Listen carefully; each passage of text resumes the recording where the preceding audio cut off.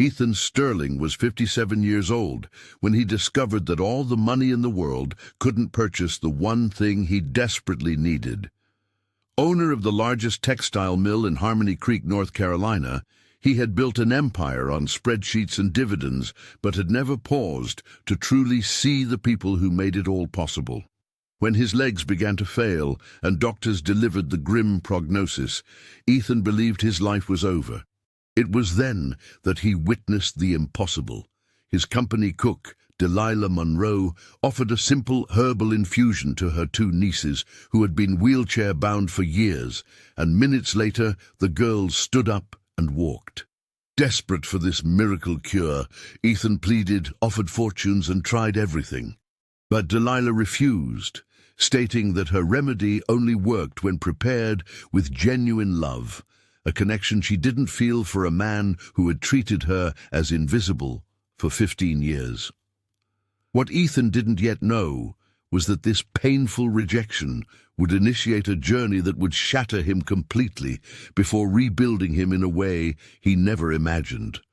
This is the story of how a humble cook saved an arrogant businessman, not with magical herbs, but with something far more powerful: patience, truth, and a love that refuses to give up even when all seems lost.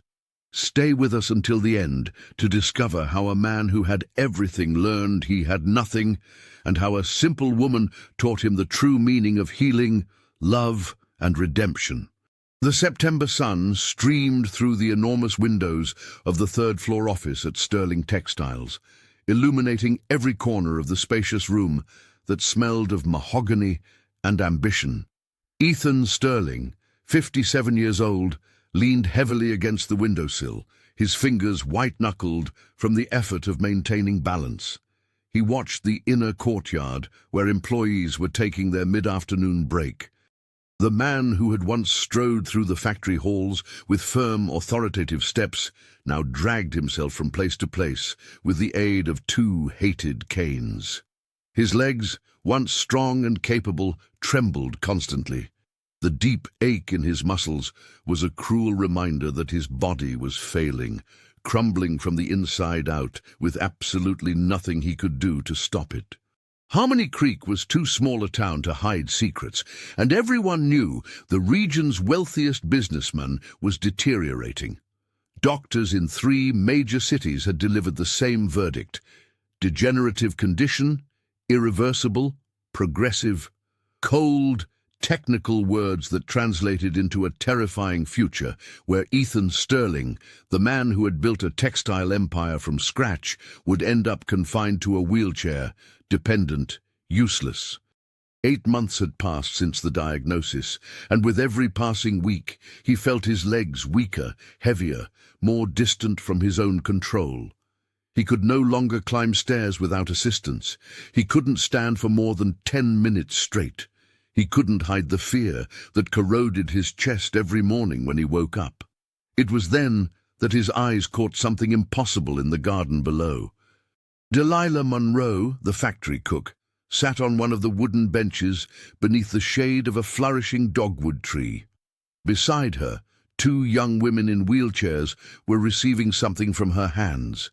Ethan immediately recognized the twins, Isabel and Faith, Delilah's nieces, who sometimes visited the factory.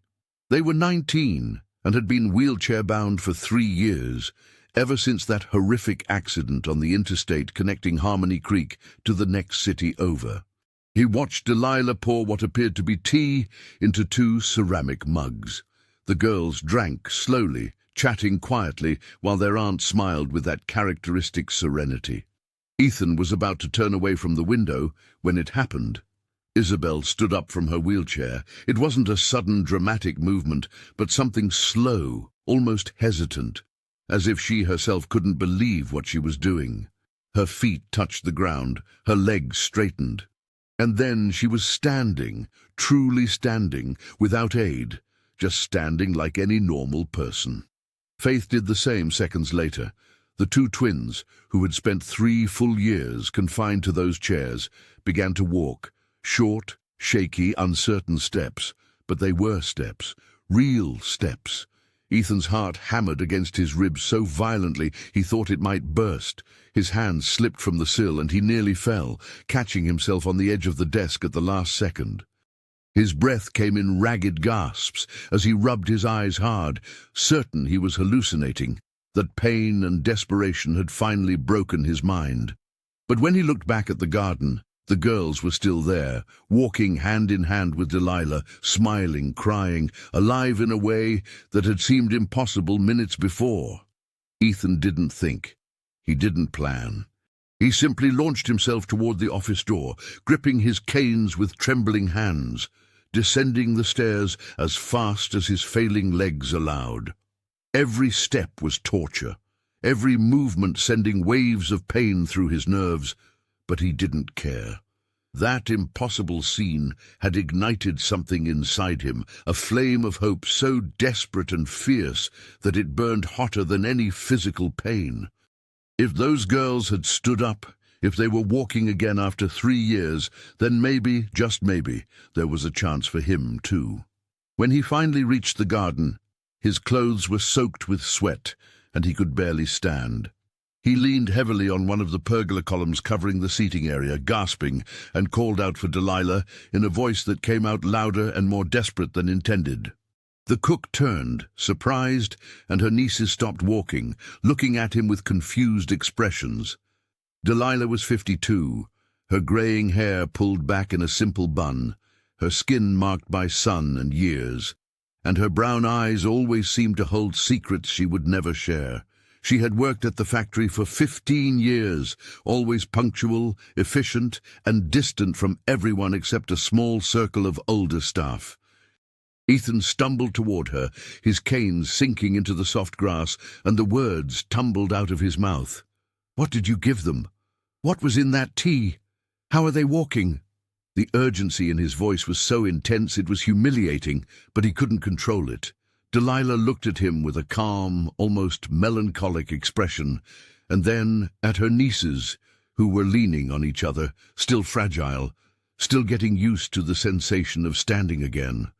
"It's just an infusion," Delilah said with her soft, tired voice. "An old family recipe of mine, passed down through generations. My grandmother taught me before she passed. Local herbs, harvested under the right moon, prepared with care."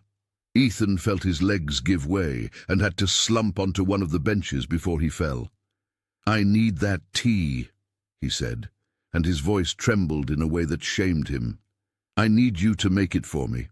I'll pay anything you want." "How much? 10,000? 20,000? I can double your salary, give you a bonus, buy you a better place, anything. Just name your price." But Delilah shook her head slowly, and there was sadness in the gesture, a deep sorrow that seemed to come from somewhere far away. "It doesn't work like that, Mr. Sterling. This infusion only takes effect when prepared with true love, with pure intent. I made it for my nieces because I love them as if they were my own daughters. I raised these girls after my sister passed. They are my family, my heart. It's not the money that makes the tea work, it's the love poured into it." The rejection hit Ethan like a punch to the gut. He sat there, looking at this simple woman who had worked in his kitchen for 15 years and who now held the only thread of hope remaining to him. And she was saying no. She was saying she felt no love for him, that she lacked that connection. And the worst part was that Ethan knew she was right. In 15 years, he had never spoken to Delilah outside of work-related instructions. He had never asked about her life, her family, her dreams. She was just another employee, a name on the payroll, someone who prepared the company meals and then disappeared at the end of the day. How could she feel love for someone who had treated her as invisible for so long? Delilah gathered her nieces, and the 3 women began to walk away, slowly, toward the parking lot. Ethan remained seated there, alone in the garden, as the September sun began to dip toward the horizon. His hands trembled, his heart beat irregularly, and for the first time in his adult life, Ethan Sterling wept. Silent tears streamed down his face as he watched those 3 figures move away, taking with them the only hope of a cure he thought possible. The voices of the other employees echoed faintly, resuming their activities after the break. But for Ethan, the world had become a place of absolute silence and suffocating despair. That night, locked away in his luxurious penthouse apartment in downtown Harmony Creek, Ethan couldn't sleep. He lay in the king-sized bed, staring at the ceiling, while his mind endlessly replayed the scene he had witnessed. The twins standing up, the first steps, Delilah's serene expression. That mysterious infusion that seemed to defy everything the doctors had told him. And the more he thought, the more a dark obsession began to grow inside him. If Delilah wouldn't make the tea out of love, then he would find another way. He would discover the ingredients. He would study the recipe. He would replicate the process, no matter how long it took or how much money it cost.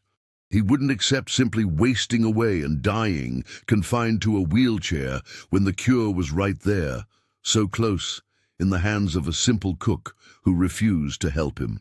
The next morning, Ethan began his investigation. Discreetly, without drawing attention, he started asking questions about Delilah. He talked to older employees, people in town, merchants who knew her, and slowly, piece by piece, he began to put together a picture of the woman's life. She lived alone in a small house on the outskirts of town, surrounded by an extensive garden where she cultivated all manner of medicinal herbs. She was known in the community for helping the sick, preparing natural remedies that she distributed for free. Many spoke of her with respect and gratitude, saying Delilah had eased pain, healed wounds, and brought comfort when conventional medicine had failed. But she never accepted money. She never asked for anything in return. She just smiled with that serene manner and went about her quiet, solitary life. Ethan spent the following weeks trying to gain Delilah's trust. He increased her salary by 40% without her asking. He completely renovated the factory kitchen, installing modern, expensive equipment. He started bringing in specialty ingredients, imported spices, anything that might please a cook. But Delilah received everything politely and coldly, thanking him without warmth, without getting closer. She continued doing her job with the same efficiency as always, but the distance between her and Ethan only seemed to grow, as if she knew exactly what he was doing and refused to participate in his game. October arrived with its crisp mornings and mild afternoons, typical of the North Carolina region. Ethan's condition worsened week after week.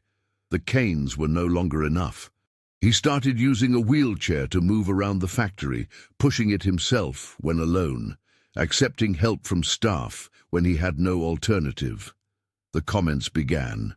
Some employees whispered in the corridors, speculating how much longer the boss would be able to work. Others showed genuine concern, offering help that Ethan sharply refused. Pride was still strong in him, even as everything else was crumbling. It was on a grey November afternoon that the worst happened. Ethan was in his office when his assistant entered, looking distressed. Delilah had resigned. She cited personal reasons, a sick relative in another state who needed her care. She gave 2 weeks' notice and would then be gone. The news hit Ethan with the force of a disaster.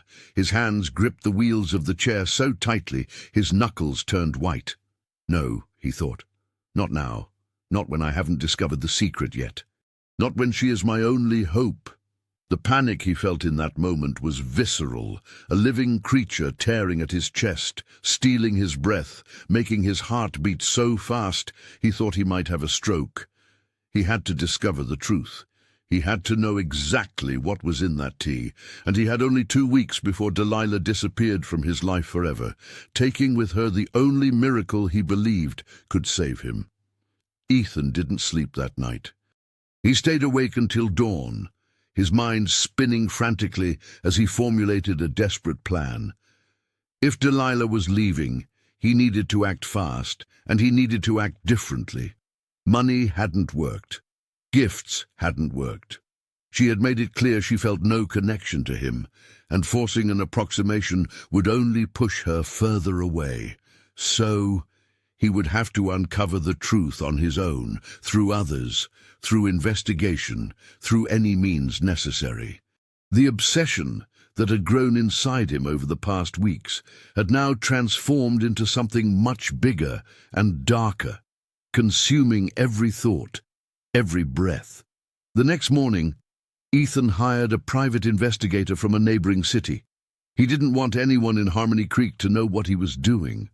The man, a discreet, middle-aged fellow named Hank, accepted the job without asking questions. His assignment was simple: uncover everything about Delilah Monroe, where she went, who she spoke to, what plants she cultivated in her garden, what books she read, what places she visited, everything. Ethan wanted every detail of that woman's life mapped and documented. If he couldn't get the recipe directly from her, he would discover it by observing, studying, and reconstructing the knowledge she guarded so carefully. Meanwhile, at the mill, Ethan tried to maintain appearances. He navigated the halls in his wheelchair, attended meetings, signed documents, but his mind was always elsewhere. He watched Delilah from a distance, noting every movement, every gesture. She seemed more tired lately, with deep shadows under her eyes and a weight on her shoulders that hadn't been there before. The 2 weeks of notice were running out like sand through his fingers, and with each passing day, Ethan's desperation intensified. Hank began sending daily reports.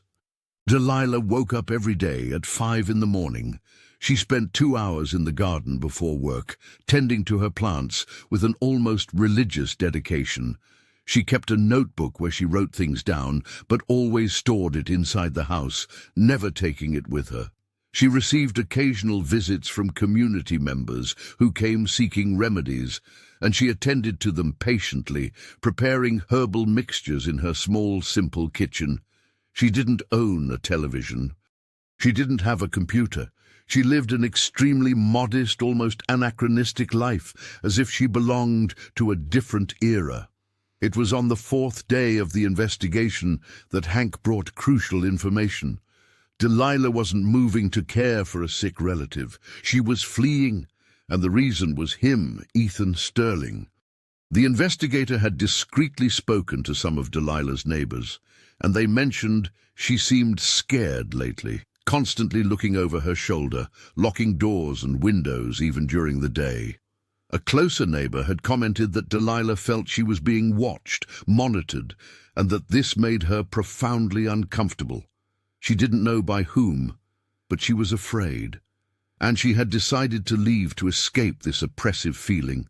The revelation left Ethan paralyzed. He had been pursuing a cure, seeking hope, but to Delilah he had become a threat.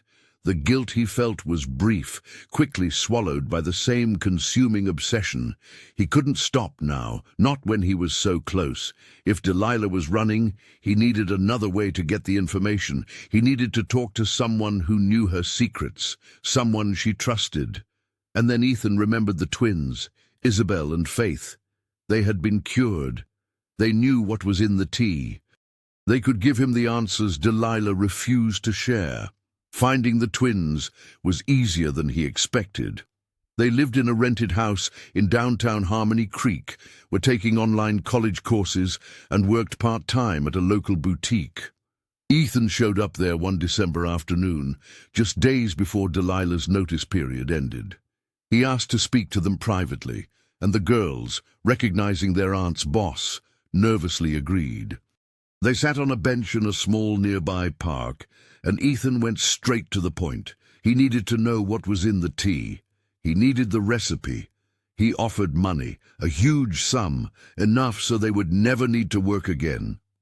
But Isabel and Faith just looked at him with a mixture of pity and discomfort. "Mr. Sterling," said Isabel, the older twin by 7 minutes, "the tea wasn't what cured us." Ethan felt the ground disappear beneath him. The words made no sense. He had seen it with his own eyes. They had drunk the tea and then walked. Cause and effect. It was that simple. But Faith shook her head, her brown eyes filled with a sadness too mature for her age. "We've been doing physical therapy for 8 months. she explained.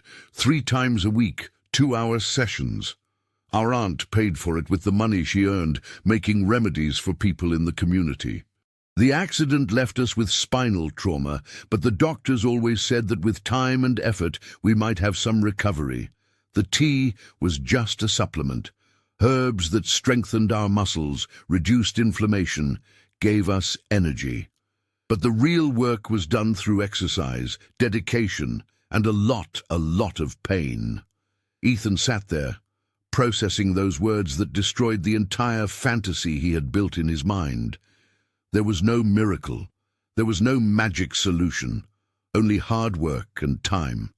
The twins continued, explaining that the day he saw them walk for the first time was the result of months of invisible effort, that they were still doing PT, that they still felt pain, that recovery was slow and uncertain, with no guarantee they would return completely to normal, and that their aunt's tea, however special, was only a small part of a much larger process. Isabel leaned forward, her voice soft but firm. "Our aunt is afraid of you, sir," she said. "She's running away because she feels like she's being stalked. Please just leave her alone. She only wants to help people. She doesn't want to hurt anyone." Ethan didn't respond. He simply returned to his wheelchair parked beside the bench and pushed himself away with mechanical movements, his face an empty mask as the cruel truth crushed him from within. That night, Ethan got drunk for the first time in 20 years. He sat in his luxurious penthouse, surrounded by expensive furniture and objects that no longer meant anything, and drank whiskey straight from the bottle as silent tears streamed down his face. He had clung to an illusion. He had chased a ghost. And in the process, he had become something he never imagined. Someone who scared innocent people. Someone who used his power and money to invade the lives of others. Someone so desperate that he had completely lost his sense of limits and decency. The next morning brought a brutal hangover and an even more painful clarity. It was Delilah's penultimate day at the mill. Ethan knew he had to do something, but he didn't know what. Apologizing seemed insufficient. Explaining his motives seemed pathetic, so he simply stayed in his office, looking out the window, watching the garden where it had all begun, and wondering how he had reached such a low point. It was during the afternoon that something unexpected happened. His assistant called on the intercom, saying Delilah was asking to speak with him. Ethan felt his heart race. He told her to send Delilah in immediately.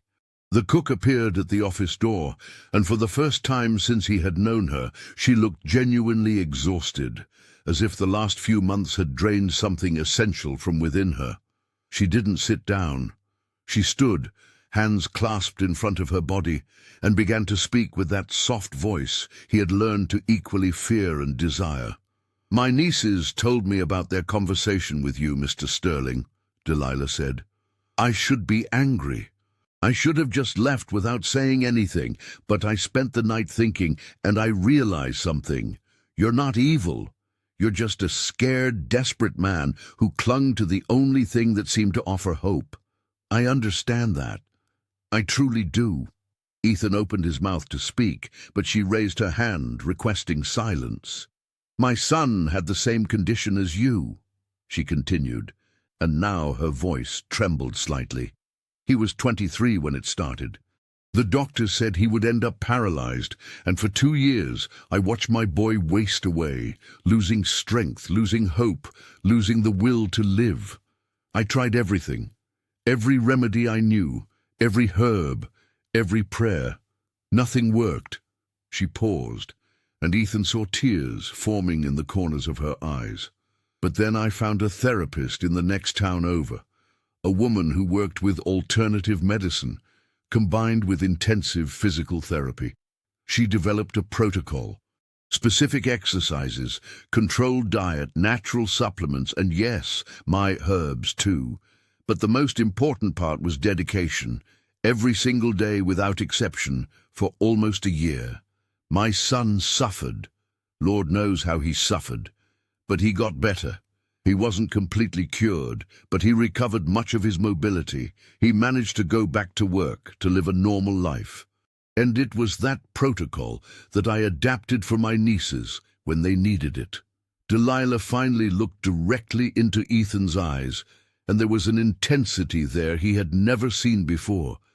"I can help you, Mr. Sterling," she said. "I can teach you the protocol. I can prepare the supplements. I can guide you through the process. But there is one condition. Actually, there are several conditions. And if you don't accept them, I will leave tomorrow, and we will never see each other again." Ethan felt something ignite within his chest, a tiny flame of hope that he had thought was completely extinguished. "Anything," he said, his voice hoarse. "I'll do anything." Delilah took a deep breath. "First condition, you will completely change the way you treat your employees. You will implement fair wages, proper benefits, and dignified working conditions. You will stop seeing people as numbers on a payroll and start seeing them as human beings. Second condition, you will finance a community clinic here in Harmony Creek, a place where people without money can receive treatment, physical therapy, and medical guidance. Third condition, you will let me manage that clinic and hire the professionals I choose. And fourth condition, the most important, you will truly commit to the treatment. Every day, without quitting, without seeking shortcuts, without complaining. Because if you don't do that, nothing I teach you will work." Ethan didn't hesitate for a second. "I accept," he said. "I accept all the conditions." Delilah studied him for a long moment, as if trying to read his soul, searching for signs of falsehood or manipulation. Finally, she nodded. "Then we start Monday. I'll cancel my move, and we will get to work. But know one thing, Mr. Sterling, the path ahead will be painful. It will be humiliating. It will test every ounce of strength you have, and there are no guarantees of success. My son improved, but I have known others who didn't make it. Everyone's body responds differently. But if you are willing to try, then I am willing to help." She turned to leave, but before reaching the door, Ethan called her name. Delilah stopped, looking over her shoulder. "Why are you doing this?" he asked. "After everything I've done, why are you giving me this chance?" The cook was silent for a moment, and when she spoke, her voice was so low Ethan could barely hear it. "Because I watched my son go through what you are going through now. I saw the fear in his eyes, the desperation. And I know that no one deserves to face that alone, no matter who they are or what they have done." She left the office, closing the door softly behind her, and Ethan remained alone, feeling something other than despair and fear for the first time in months. For the first time, he felt something that dangerously resembled hope. Monday arrived with a clear sky and an intense heat that already hinted at the approaching summer. Ethan woke up before the alarm, his stomach churning with anxiety and expectation. He had spent the weekend mentally preparing for what was to come, but still felt completely unready. At 6 in the morning, Delilah knocked on his penthouse door. She carried a large bag filled with jars of dried herbs, pots of salves that exuded pungent smells of rosemary and arnica, and an old notebook with handwritten notes. She entered without ceremony, went straight to the kitchen, and began organizing everything on the counter as if it were her territory. Ethan watched her from his wheelchair, noticing how she moved with efficiency and purpose, every gesture precise and deliberate. She didn't look at him while she worked, and the silence between them was heavy, weighted with everything that had happened in the past weeks. Finally, Delilah turned and crossed her arms, her dark eyes fixed on him. "First, we establish rules," she said. "You will wake up every day at 5 a.m. You will take the first supplement I prepare, then you will stretch for 1 hour. I will teach you the movements. After breakfast, which I will also control, you will go to the mill and work normally until noon. At noon, 2 hours of physical therapy. In the afternoon, more work. At night, more exercises and the second supplement before bed. Weekends included. No exceptions. The routine she described sounded absolutely brutal. Ethan felt a pang of panic, but he nodded. "When do we start?" "Now," Delilah replied, and there was a severity in her voice he had never heard before. "Take off your shirt. Sit on the floor. Let's see what you can still do." The next 2 hours were the most humiliating of Ethan's life. He could barely move the way Delilah asked. His muscles trembled with minimal effort. He sweated profusely. He groaned in pain. And Delilah showed not a hint of pity. She corrected him with a firm voice, pushed his limits, and accepted no excuses. When they finally finished, Ethan lay on the living room floor, completely exhausted, crying from frustration and pain. Delilah sat down beside him on the floor, her back against the couch. "Did your son cry like this on the first day too?" Ethan asked between sobs. She nodded slowly. "He cried for 3 months straight. Every day was a battle, but he kept going. And you will too." She stood up, prepared a warm bath with salts that would help with the muscle soreness, and then left, leaving written instructions for the supplements he should take throughout the day. Ethan remained alone, immersed in the tub, looking at his useless legs and wondering if he truly had the strength to do this every day. But he did. On Tuesday, Delilah appeared again at 6 a.m. Wednesday too. Thursday, Friday. Each day was as painful as the last, sometimes worse. Ethan's muscles screamed. His skin became bruised, where Delilah needed to press to assist him with the stretches. He vomited twice during the exercises in the first week. But Delilah never gave up on him, never let him stop, never accepted less than his maximum effort.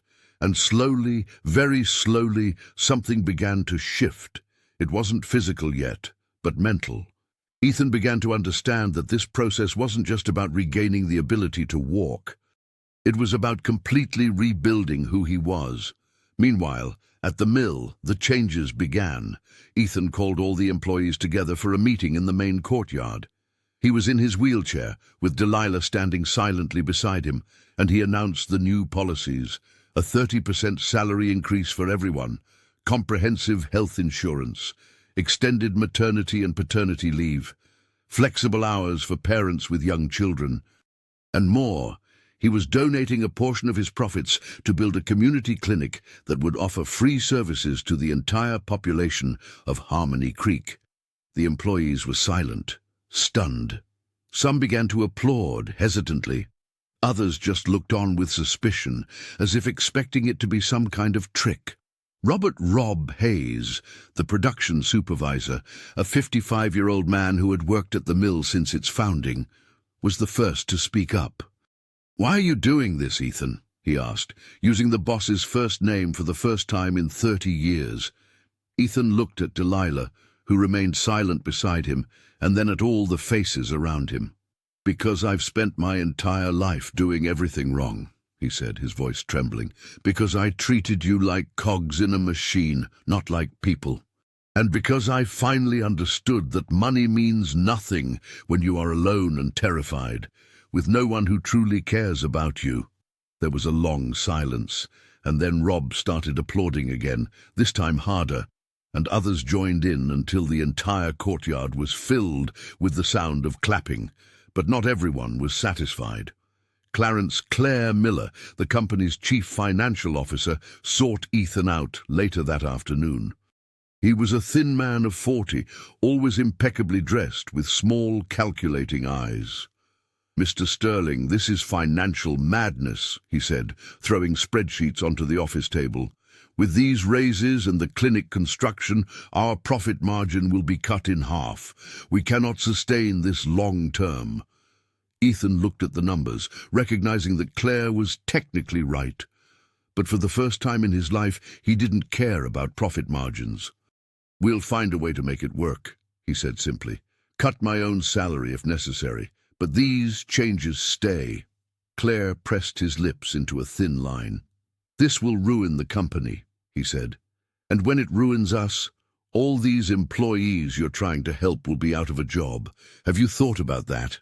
The words planted a seed of doubt in Ethan, but he pushed it away. He had to believe he had made the right choice. He had to believe that a company could be successful without exploiting people. If he didn't believe that, then what was he doing? What was the point of recovering physically if he remained the same person inside? December brought the early winter rains. Construction of the clinic began on a plot of land Ethan had purchased near the town center. Delilah was there every day when she wasn't with him, overseeing every detail, from the layout of the examination rooms to the color of the walls. She had hired 3 physical therapists, 2 nurses, and a general practitioner, all professionals who shared her vision of holistic, humanized care. The community of Harmony Creek watched with growing curiosity and hope. Many still didn't believe it was real, that a wealthy businessman was truly building a free clinic with no ulterior motives. Ethan's treatment continued relentlessly. 4 weeks had passed, and he still couldn't stand without support. But small changes began to appear. He could contract muscles that had previously felt completely dead. He could feel sensations in his legs he thought he had lost forever. The constant pain that accompanied him had lessened slightly. Delilah said these were positive signs, but warned that progress could be deceiving. Sometimes people improved in the first weeks and then plateaued. Sometimes they got worse before getting better again. There was no linearity, no guarantees.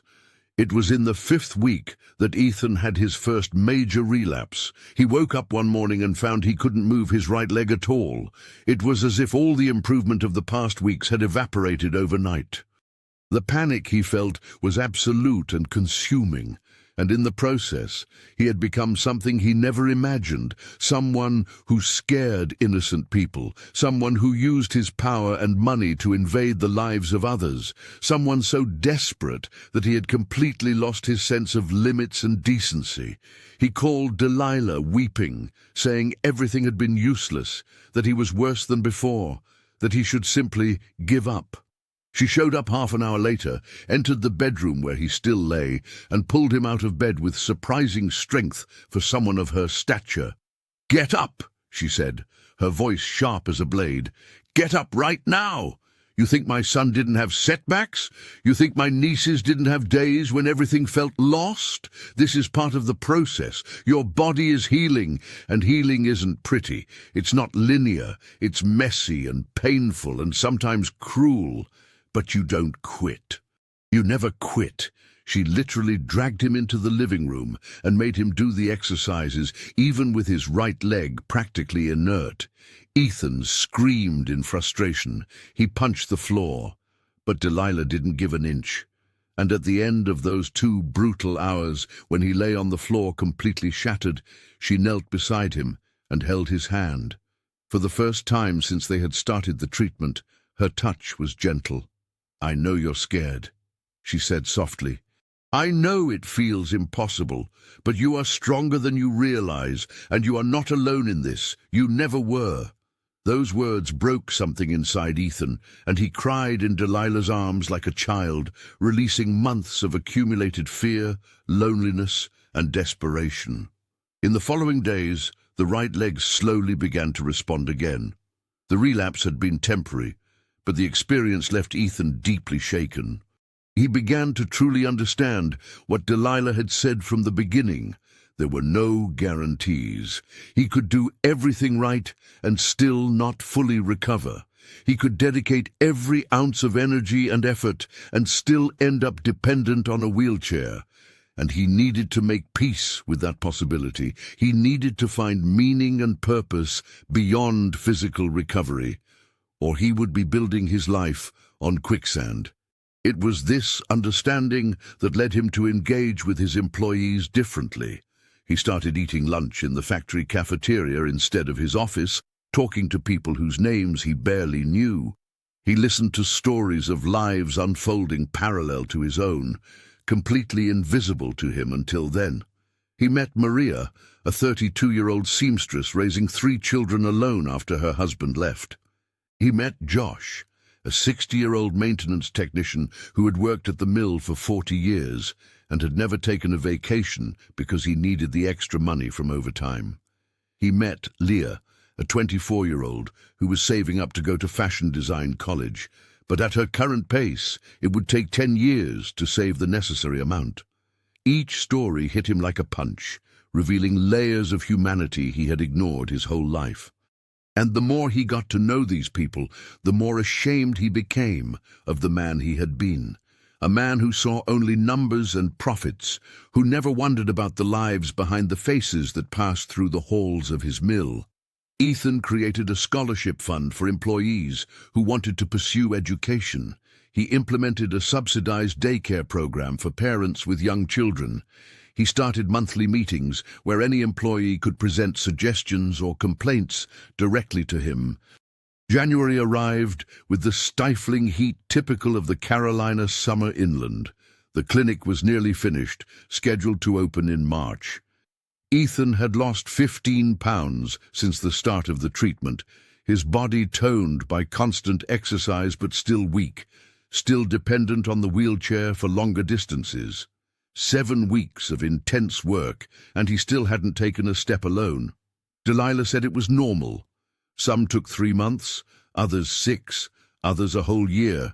But impatience gnawed at Ethan, even if he tried to hide it. It was on a particularly hot afternoon, during physical therapy, that something shifted.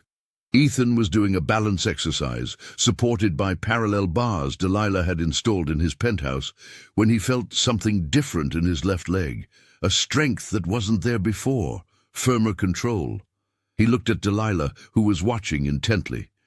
"Try to take a step," she said, her voice neutral but with a glimmer in her eyes that betrayed her expectation.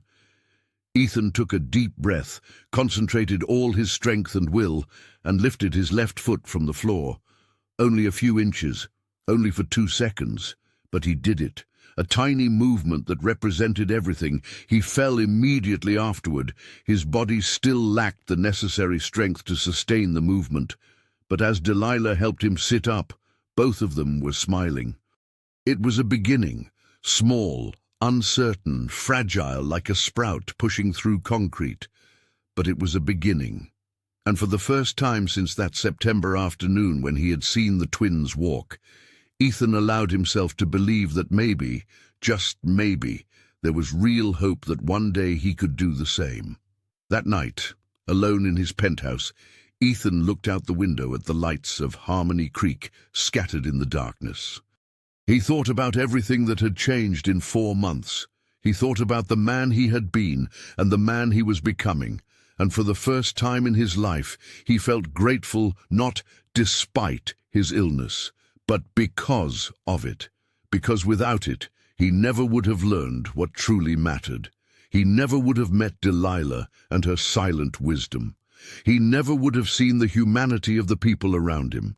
The illness had broken his body, but in doing so, it had opened his heart in a way nothing else could have.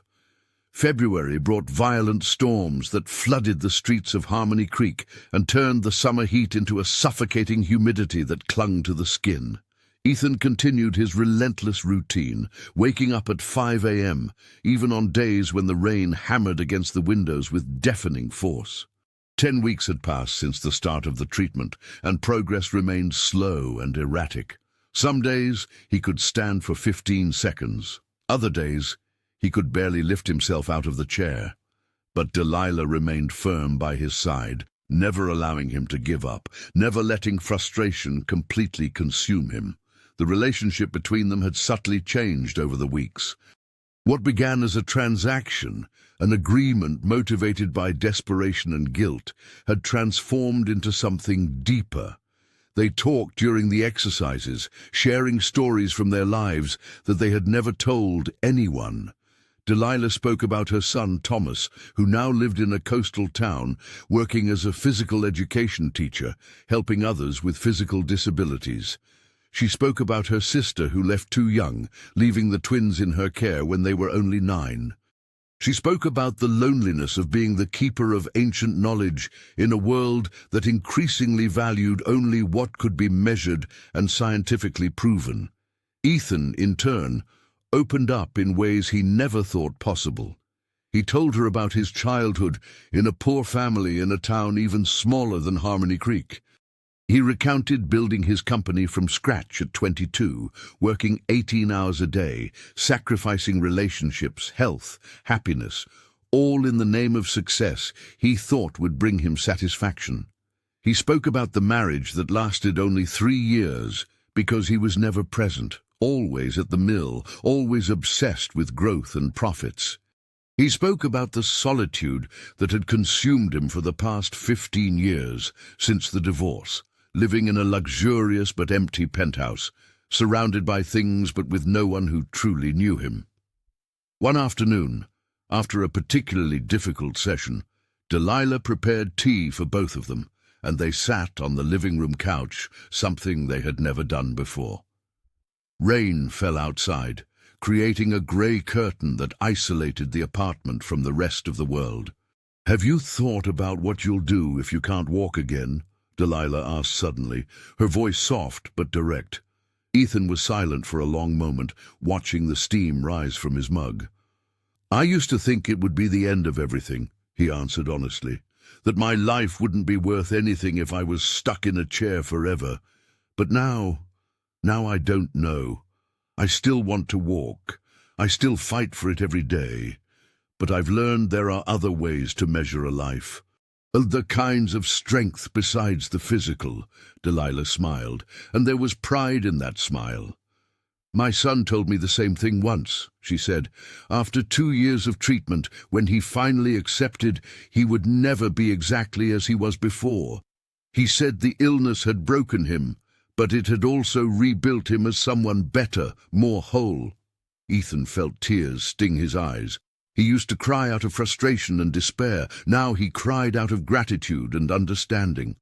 "Thank you," he said, his voice choked, "for not giving up on me, for seeing something in me worth saving, even when I couldn't see it myself." Delilah reached out and squeezed his hand gently. "Everyone deserves a chance to become who they truly are," she said. "Everyone deserves love and care, especially when they are at rock bottom." At the mill, the changes continued to make waves.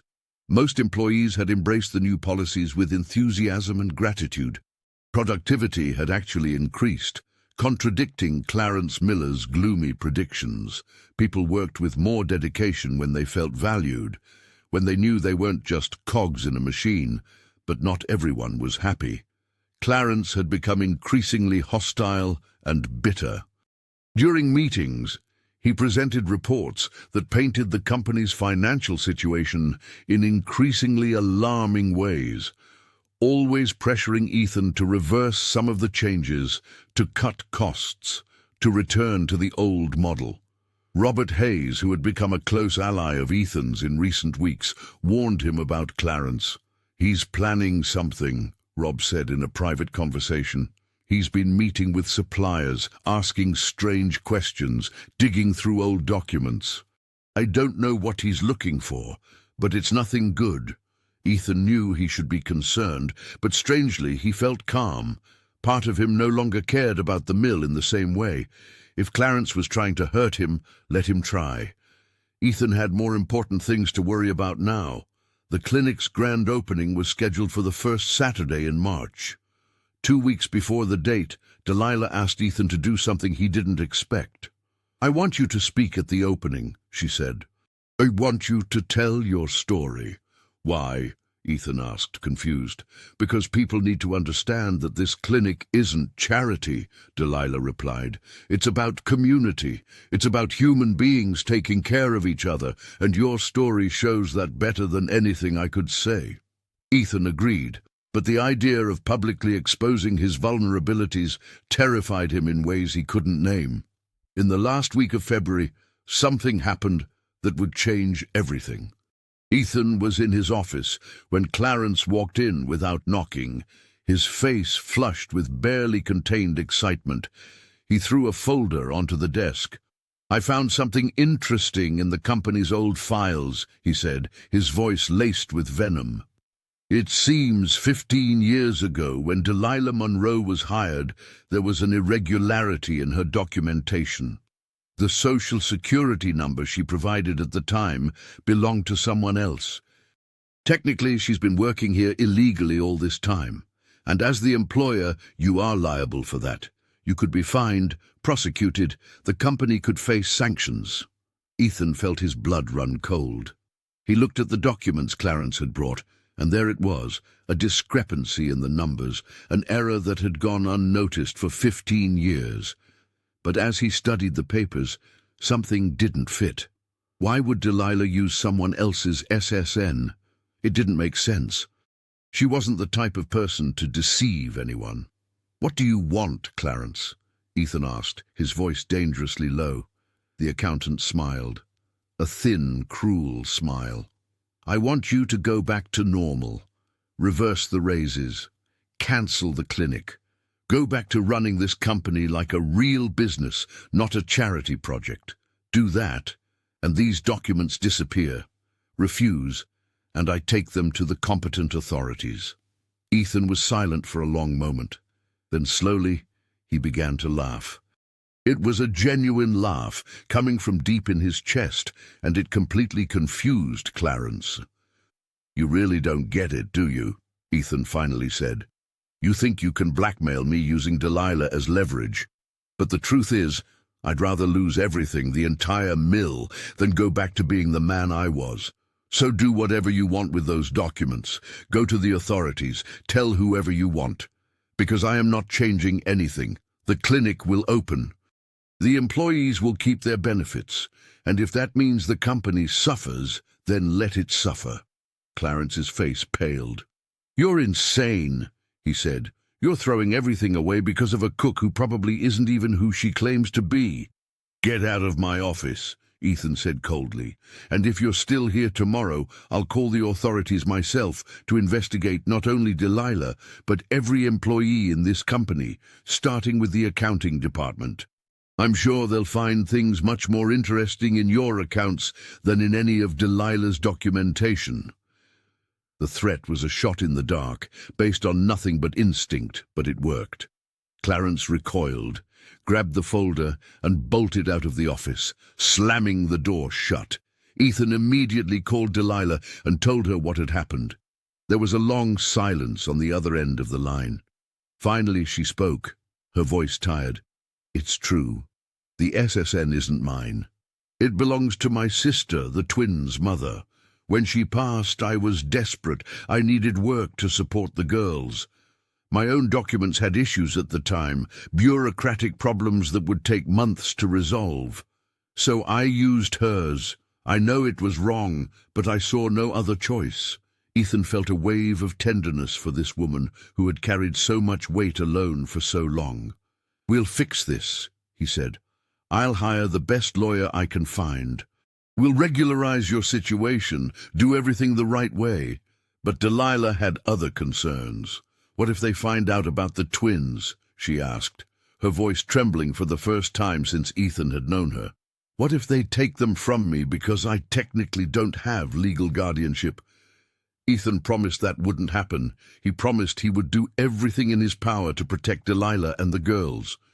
And for the first time since his illness began, he had a purpose that went beyond his own recovery. He had people who depended on him, who needed his strength and resources, and he wouldn't let them down. The following days were frantic. Ethan hired a lawyer specializing in labor and family law. They began the process of regularizing Delilah's status, preparing all the necessary documents, building a solid case. They discovered the situation was simpler to resolve than they feared. Delilah had legal rights as the twins' aunt, especially considering she had raised them for 10 years. The issues with her documentation could be resolved with time and patience. But there was still risk, still the possibility of complications. Clarence, meanwhile, never showed up at the mill again. Rob discreetly investigated and found that the CFO was attempting to sell company information to competitors, trying to cause damage in any way possible. Ethan formally fired him for cause and initiated his own investigation into the accounting practices of the past few years. What they uncovered was worrying. Small deviations, subtle manipulations of the numbers, nothing big enough to draw attention, but which over the years amounted to a significant sum. Clarence had been stealing from the company and was now trying to drag Ethan down with him. Don't miss the next videos. Subscribe now, hit the bell icon and comment where you're watching us from. Returning to the story. The week before the clinic's opening was the most tense Ethan had ever lived. On one hand, there was the expectation and hope surrounding the clinic and what it represented. On the other, the constant threat that everything could collapse if Delilah's situation was exposed the wrong way. He barely slept, waking up in the middle of the night with his heart pounding, imagining terrible scenarios where Delilah was taken away, where the twins were placed in foster care, where everything they had built together disintegrated. It was during one of those sleepless nights, sitting in his wheelchair, looking out the window at the sleeping city, that Ethan had a revelation. He wasn't just worried because Delilah was his physical therapist, or because the clinic was their project. He was worried because she had become the most important person in his life, because over the past 12 weeks she had seen him at his most vulnerable, most broken, and had never looked away. She had held his hand when he cried. She had pushed his limits when he wanted to give up. She had believed in him when he didn't believe in himself. And somewhere along that painful, transformative path, he had fallen in love with her. The realization hit him with the force of thunder. Ethan Sterling, the cold, calculating businessman who had spent 25 years building walls around his heart, had fallen for a 52-year-old cook who challenged him, confronted him, and saw him exactly as he was, without illusions or pretenses. And the most terrifying part was that he didn't know if she felt the same way. If for her this was just a job, a mission of healing that would end when he finally managed to walk. Or if something more was growing between them, something so fragile and precious that he feared even breathing near it for fear of breaking it. When Delilah arrived the next morning for the exercise session, Ethan almost told her. The words were on the tip of his tongue, burning to be said. But then he saw the worry in her eyes, the weight she carried over her documentation status, and he decided to wait. Now was not the time. First, they needed to get through the clinic's opening. First, they needed to resolve the legal situation. First, they needed to ensure Delilah and the twins were safe. Afterward, if there was still time, if he gathered enough courage, perhaps then he could tell her how he felt. But for now, he would keep that secret in his heart, protecting it as the most valuable thing he possessed. The Saturday of the grand opening dawned with a clear sky and bright sunshine that seemed to bless the event.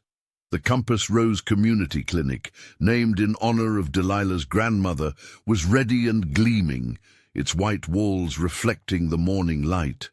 Hundreds of people from the Harmony Creek community began gathering early, curious and hopeful. Ethan woke up at 5 a.m. as always.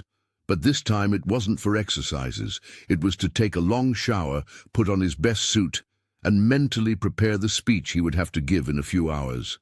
His hands trembled as he adjusted his tie, not from physical weakness, but from pure nervousness. Delilah arrived at his penthouse at 7, and for the first time since they had started the treatment, she wasn't wearing simple work clothes. She wore a navy blue dress that highlighted her dark eyes, her graying hair loose on her shoulders instead of pulled back in the usual bun. Ethan was speechless when he saw her. She was beautiful in a way that transcended physical appearance, radiating an inner light that came from knowing something significant was about to happen. "Are you ready?" she asked. "Are you ready?" she asked, and there was a vulnerability in her voice he rarely heard. Ethan nodded, though he wasn't sure if he was talking about the speech or about something much bigger. They arrived at the clinic at 9 in the morning. The parking lot was full. Welcome banners fluttered in the breeze. The twins, Isabel and Faith, were at the entrance, greeting people with radiant smiles, their legs firm beneath them after months of hard work. When they saw Delilah and Ethan arrive together, they ran to hug them. "Aunt Dee, everything is perfect," Isabel said, tears already shining in her eyes. "Grandma Rose would be so proud."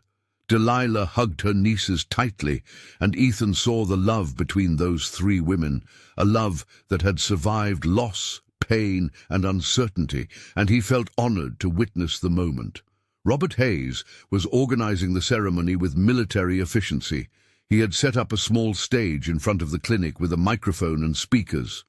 Chairs were arranged in rows for the older guests. A long table offered coffee, juices, and cakes that the community women had prepared.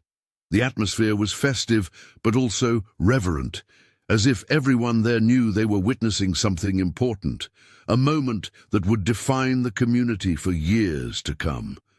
Ethan was wheeled onto the stage, and with every foot of that distance, his heart beat faster. At 10 o'clock, the ceremony began. Rob spoke first, explaining the clinic's purpose and thanking everyone who had contributed to its construction. Then he introduced Delilah, who walked onto the stage with slow but steady steps. She stood in front of the microphone for a long moment, looking at all the people who had come, and when she finally spoke, her voice was clear and full of emotion.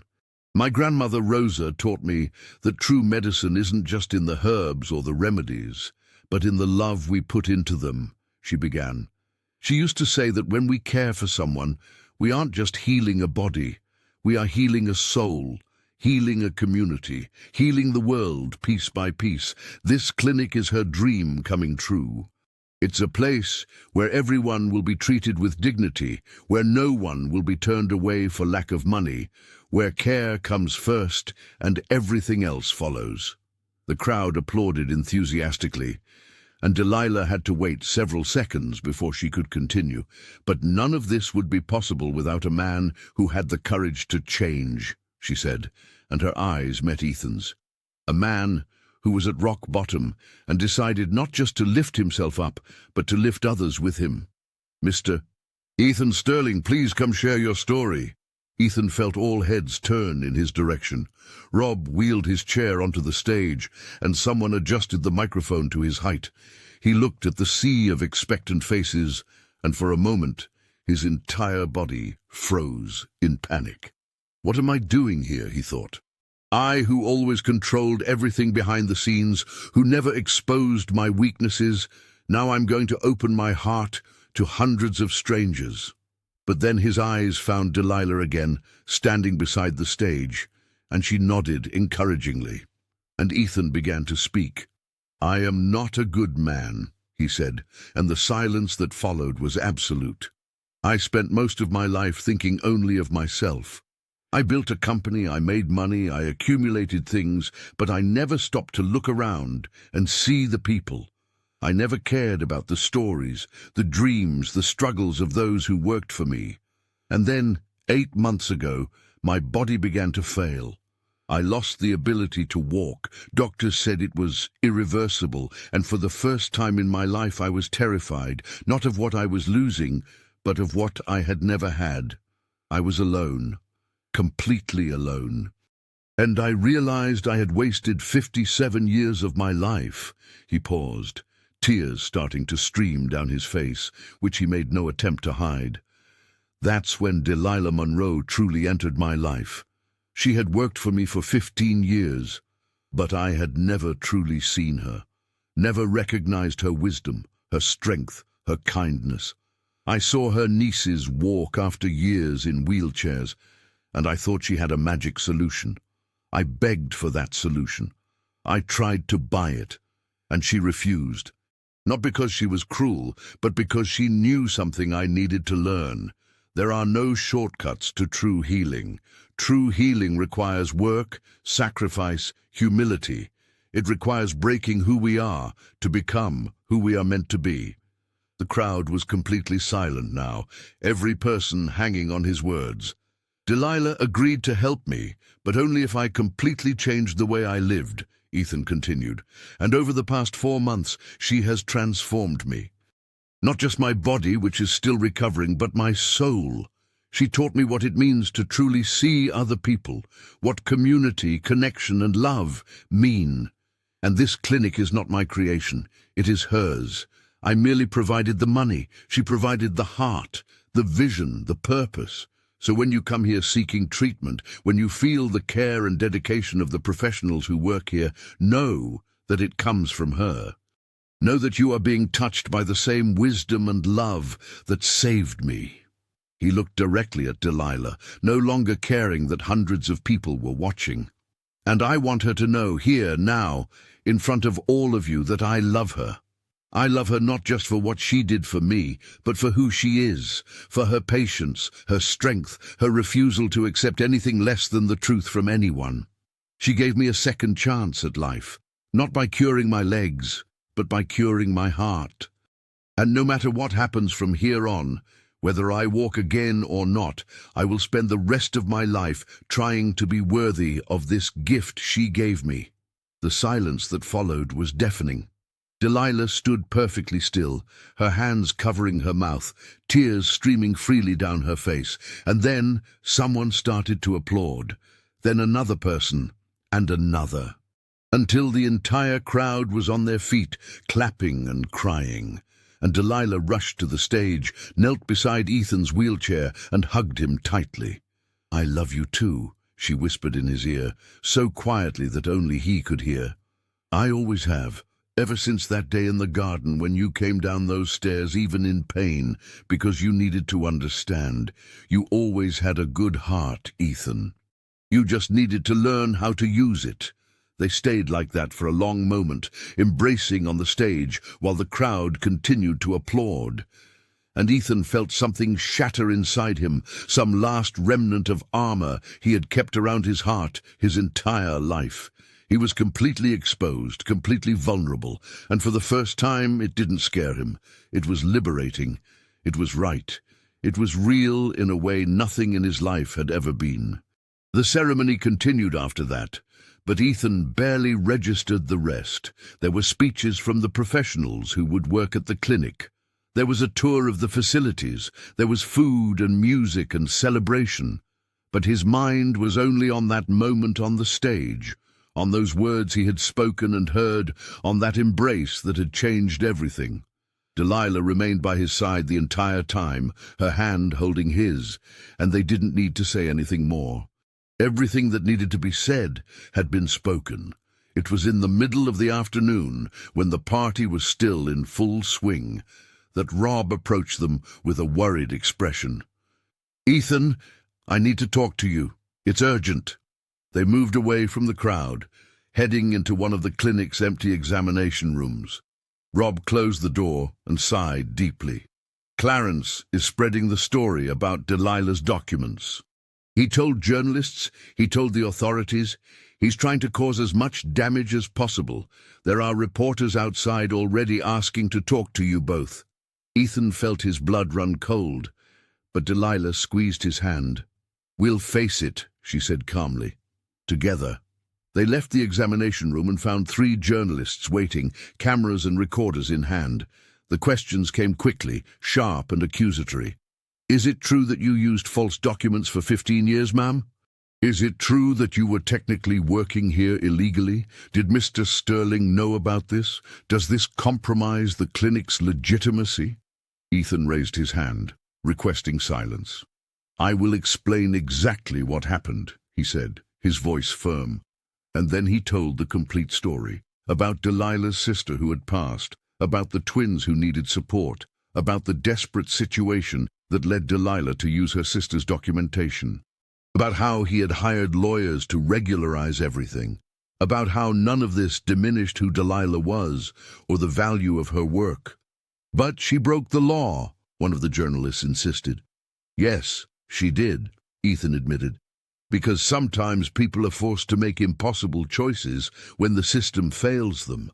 And instead of condemning her, we should question why a hard-working, honest and talented woman needed to resort to this. We should question a system that makes it so difficult for people in vulnerable situations to get legal support. Delilah is not a criminal. She is a hero who did what she needed to do to protect her family.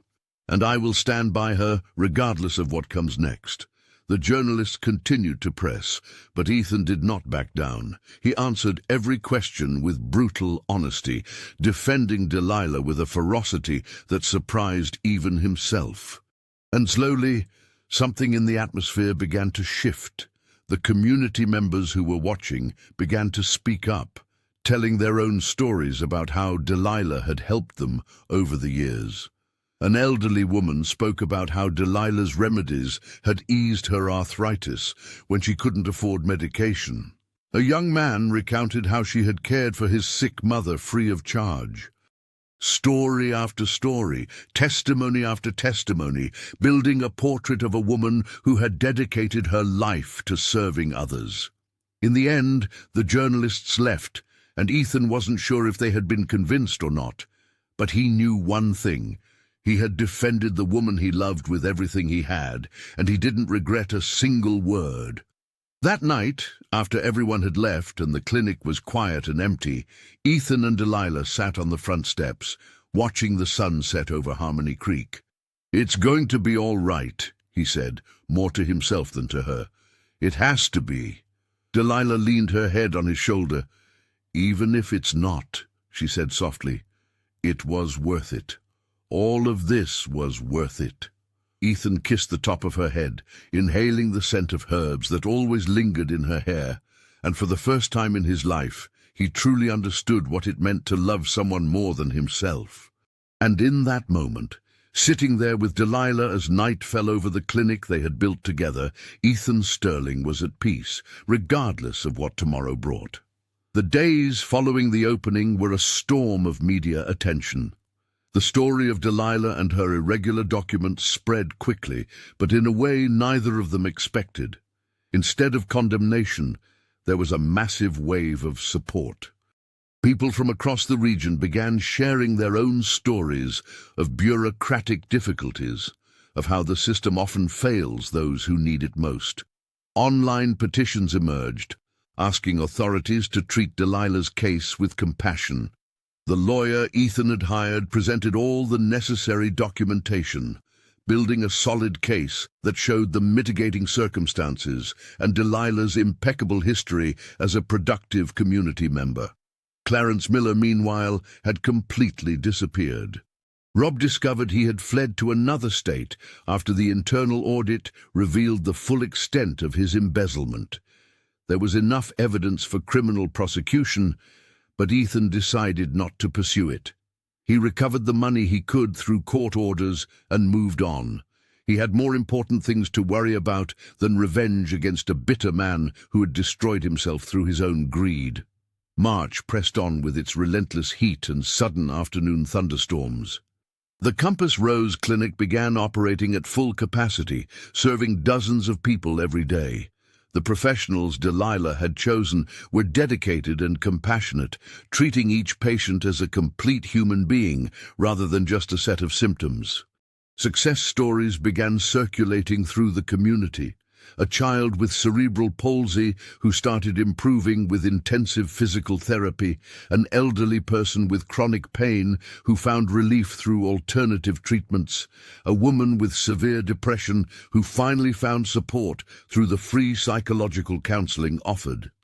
Ethan's treatment continued with the same intensity. 4 months had passed since that September afternoon that had changed everything, and progress was undeniable, but still limited. He could stand for up to 2 minutes with support. He could take 3 or 4 steps, holding onto the parallel bars. But walking independently still felt like a distant dream, something he saw in his mind but couldn't transform into physical reality. There were days when frustration consumed him, days when he wanted to give up, days when the pain was so intense that he wept during exercises. But Delilah was always there, firm as a rock, never letting him surrender to despair. The relationship between them had deepened since the public confession at the opening.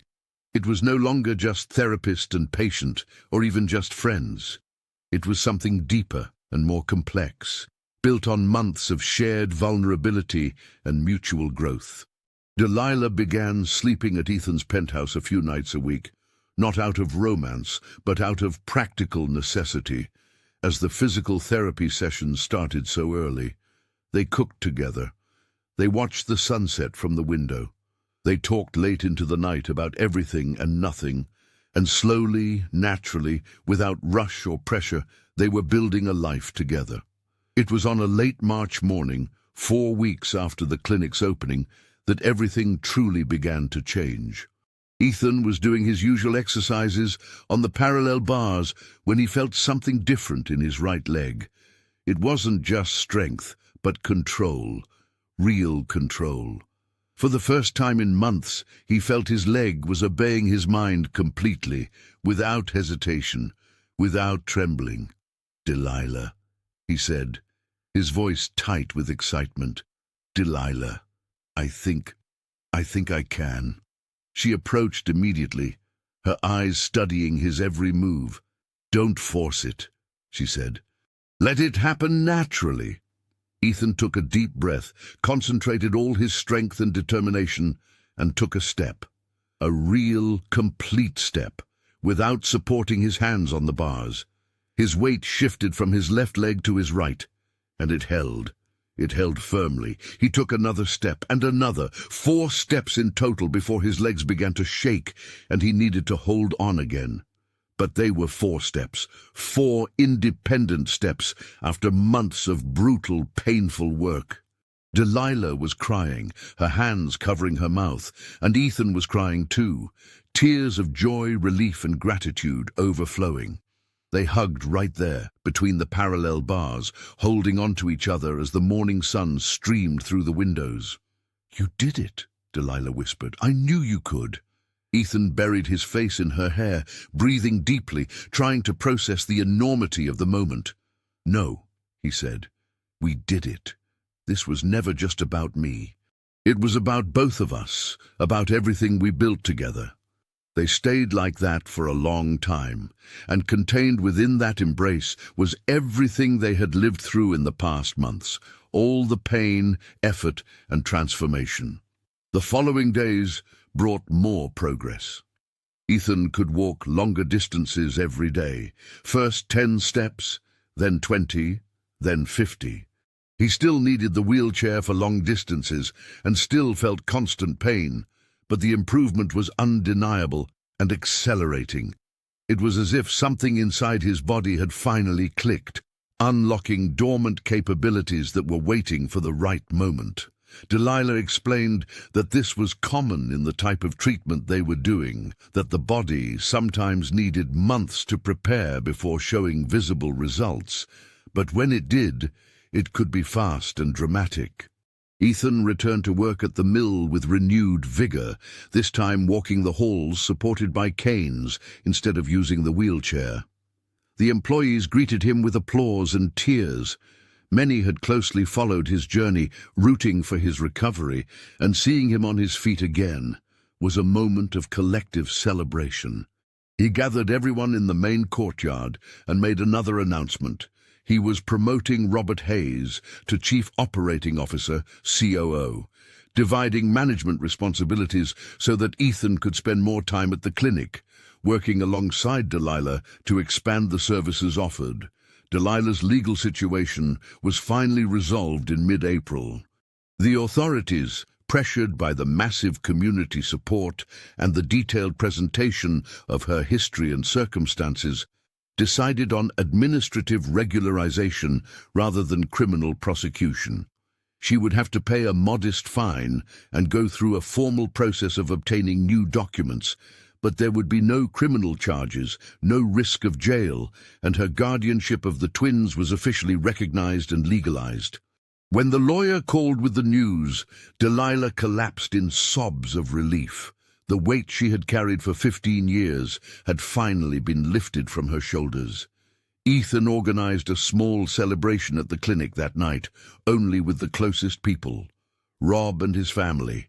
The twins, Isabel and Faith, the clinic professionals. Maria, the seamstress who was now studying fashion design with the scholarship Ethan had created. Josh, the maintenance technician who had finally taken his first vacation in 40 years. Leah and other young mill employees who represented the new generation building something different.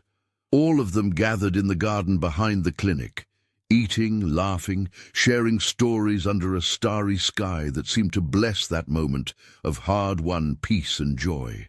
Delilah asked for silence and raised her glass of passion fruit juice.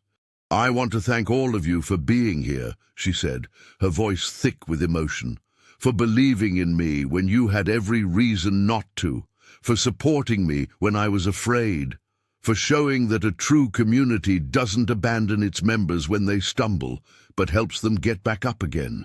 This clinic exists because of all of you. Every treatment we offer, every life we touch, is a reflection of the love and solidarity you have shown. Thank you. From the bottom of my heart, thank you." Ethan slowly stood up, leaning on just one cane, and raised his own glass. "I had everything," he said, looking around at all those faces illuminated by the soft light of the lanterns hanging from the trees. "Money, success, property, but it was empty, completely empty. And then I lost the ability to walk, and I thought I had lost everything. But in reality, that's when I started gaining everything that truly matters. I gained friends. I gained purpose. I gained love. And I learned that true wealth isn't in what we accumulate, but in what we give. It's not in the power we exert over others, but in the connections we build with them. So thank you all for teaching me this, for accepting me, even though I was a clumsy late learner, for giving me a second chance to live right." The party continued late into the night with soft music playing and conversations flowing naturally. Ethan watched everything with a feeling of deep contentment he had never experienced before. He saw Rob dancing with his wife, their movements clumsy but full of affection. He saw the twins teaching Leah some dance steps, the three girls laughing loudly. He saw Maria showing her first fashion sketches to other employees, her eyes shining with hope and possibility. And he saw Delilah at the center of it all, talking to an elderly woman who had come to the clinic for arthritis treatment, her gentle hands holding the woman's wrinkled hands, listening with total attention.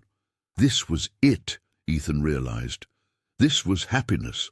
It wasn't a spectacular achievement or a moment of dramatic glory. It was this: ordinary people sharing food and stories under the stars, connected by invisible threads of care and community.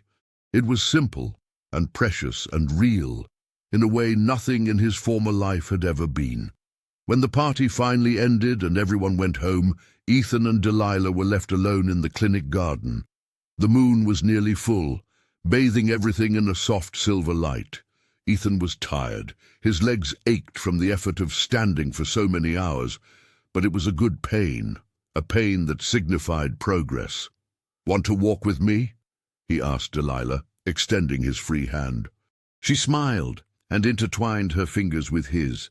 "Always," she replied simply. They walked slowly around the garden, Ethan leaning on his cane and on Delilah, his steps slow but steady. And as he walked, Ethan thought about everything that had happened since that September afternoon when he had seen the twins stand up from their chairs. He thought about how that moment had initiated a journey that had completely transformed him. He thought about every ache, every tear, every moment of despair, and every small victory along the way. He thought about how he had arrived at that garden a broken, bitter, and solitary man, and was leaving it as someone completely different. "You know what's funny?" Ethan said suddenly. Delilah looked at him questioningly. "I spent months obsessed with that tea you gave your nieces. I thought it was the answer to everything, that if I could just get the secret recipe, I would be instantly cured. But the truth is, you gave me something much more powerful than any tea. You gave me time, you gave me patience, you gave me yourself. And those are the things that truly saved me." Delilah stopped walking and turned to face him, her eyes shining with tears in the moonlight. "You saved yourself," she said firmly. "I just showed you the path. But you were the one who had the courage to walk it. even when it was painful, even when it seemed impossible. Don't take that away from yourself. Ethan shook his head. I did it because you never gave up on me. Because every morning you showed up, even when I was unbearable, even when I complained and cried and wanted to quit. You stayed. And that made all the difference. They embraced there in the garden, under the moon, and Ethan knew with absolute certainty that he had found his home. Not in a place, but in a person, in Delilah and everything she represented. Care, persistence, unconditional love. He wasn't completely cured yet. He probably never would be. There would always be pain, always limitations, but that no longer mattered. Because he had learned that true healing wasn't about returning to who you were before, but about becoming someone new, someone better, forged in the fire of suffering and transformation. 2 months later, in early June, when the Carolina summer began to bring its hot mornings to Harmony Creek, something extraordinary happened. Ethan woke up, did his morning stretching routine that was now as natural as breathing, and when he rose from the bed, he realized he didn't need the canes. His legs were strong, stable, secure. He walked to the window without support, his steps still slightly stiff but firm, and looked out at the city waking under the rising sun. Tears streamed down his face, but this time they were only tears of pure gratitude.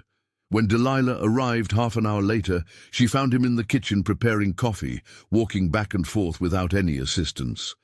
She stopped in the doorway, her hand flying to her mouth, and they looked at each other across the kitchen. They didn't even need to speak.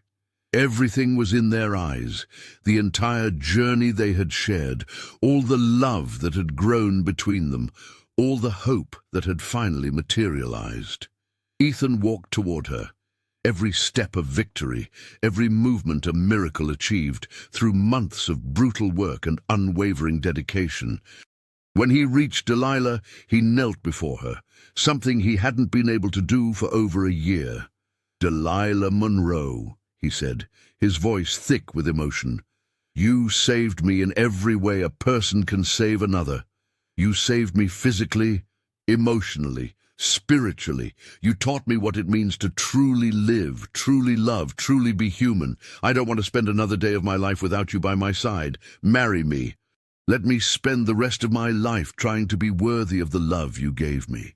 Delilah was openly weeping now, her fingers trembling as they caressed his face. Yes, she said. 1,000 times yes. They embraced there on the kitchen floor, holding on to each other as the morning sun flooded the penthouse with golden light. And in that moment, Ethan Sterling finally understood what his grandmother used to say when he was a child, something he had forgotten for decades until that instant. Sometimes we need to be completely broken to discover how we are truly made inside. And sometimes the strongest thing we can do is accept help from another person who sees in us what we cannot see in ourselves. 3 months later, on a clear September afternoon, exactly 1 year after that day that changed everything, Ethan and Delilah married in the garden of the Compass Rose Clinic. The entire community of Harmony Creek attended.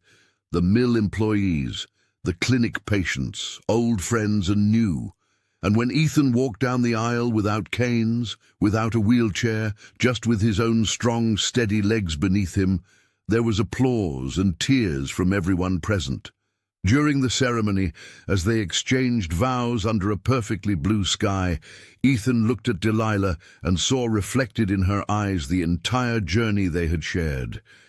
He saw the pain and the effort. He saw the tears and the victories.